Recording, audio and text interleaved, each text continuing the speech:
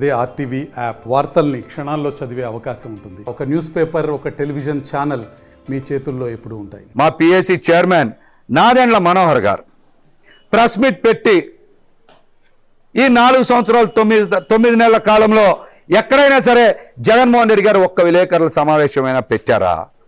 ఈ రాష్ట్ర అప్పుల్లో తెచ్చినటువంటి అప్పుల్లో 91,000 కోట్ల రూపాయలు దుర్వినియోగం అయ్యాయి.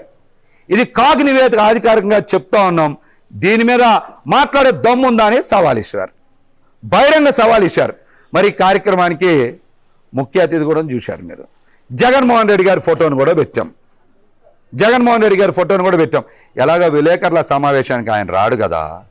నేను విలేకరుల సమావేశం మనోహర్ గారు పెట్టి అతిథిగా ఎవరిని కూర్చోబెట్టారో జగన్మోహన్ రెడ్డి గారిని కూర్చోబెట్టారు. దాని మీద మాట్లాడమని చెప్పాం. కరోనా సమయంలో కూడా 21,000 కోట్ల రూపాయల పన్నుల అదనపు భారాన్ని ఈ రాష్ట్ర ప్రజలపై వేశారని తెచ్చిన అప్పుల్లో 91,000 కోట్ల రూపాయలు ఎక్కడికి వెళ్ళినా తెలియలేదో దీని మీద మాట్లాడాలి. అసెంబ్లీ సమావేశాల్లో దీనికి సమాధానం చెప్పాలని ఆయన బహిరంగ సవాల్ ఇచ్చారు. దీని మీద వైసీపీ ఎమ్మెల్యే వెల్లంపల్లి శ్రీనివాసరావు స్పందించకుండా పనికిమాలిన మాటలు మాట్లాడుతున్నాడు. నీకు దమ్ముంటే మనోహర్ గారు మాట్లాడిన దాని మీద సమాధానం చెప్పు. 91,000 కోట్ల రూపాయల అప్పులు తెచ్చిన డబ్బులు ఏమయ్యాయి? కరోనా సమయంలో 21,000 కోట్ల రూపాయల అదనపు పన్నులు వేశారా వేయలేదా? రాజధాని నిర్మాణం మీద, పోలవరం మీద, స్టీల్ ప్లాంట్ మీద, మహిళల అదృశ్యం మీద, జాబ్ క్యాలెండర్ మీద, గోతులు పడ్డ రోడ్ల మీద, సెంటు భూమి మీద, టిట్కో ఇళ్ల మీద మనోహర్ గారు ఇచ్చిన సవాల్ స్వీకరించే దమ్ముంటే దాని మీద మాట్లాడు.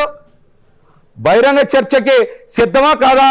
కళాక్షేత్రానికి వస్తారా రారా? దీని మీద మాట్లాడాలి. మాట్లాడకుండా నీ ఇష్టానుసారం మాట్లాడుతూ ఉన్నావు. నువ్వు పెద్ద పనికిమాలినోడివి. పశ్చిమ నియోజకవర్గం నుంచి నిన్ను ట్రాన్స్ఫర్ చేసి సెంట్రల్ నియోజకవర్గానికి పంపిస్తే ప్రజల్లో ఒక్కరు కూడా స్పందించాల నీ గురించి. వైసీపీ నాయకులు నీకు అనుకూలంగా ఒక్కరు కూడా స్టేట్మెంట్ ఇయ్యాల. దరిద్రం పోయింది అనుకున్నారు అందరూ కూడా.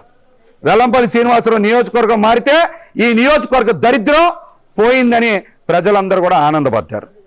నీకు నోరు దోలు తగల, ఇష్టం వచ్చినట్టు మాట్లాడుతున్నావు. నీకు నిజంగా దమ్ముంటే నాదెండ్ల మనోహర్ గారు లేవనెత్తిన అంశాల మీద మాట్లాడు. కళాక్షేత్రానికి వస్తారా రారా మాట్లాడు. లేదు విజయవాడ నగర అభివృద్ధి మీద చర్చకు వస్తానంటే మేము సిద్ధం. మీరే చెప్పుకోండి, ప్లేస్ ఎక్కడైనా సరే మేము వస్తాం. అలా కాకుండా నువ్వు పనికిమాలిన మాటలు మాట్లాడితే నీకు అతి తొందరలోనే నీ రాజకీయ భవిష్యత్తుని బొడవేరులో ముంచేస్తామని కూడా హెచ్చరిస్తా ఉన్నా. మరిన్ని వీడియోస్ కోసం ఛానల్ ని సబ్స్క్రైబ్ చేయండి. లేటెస్ట్ అప్డేట్స్ కోసం వాట్సాప్ ఛానల్ ని ఫాలో చేయండి. అండ్ లింక్ డిస్క్రిప్షన్ లో ఉంది.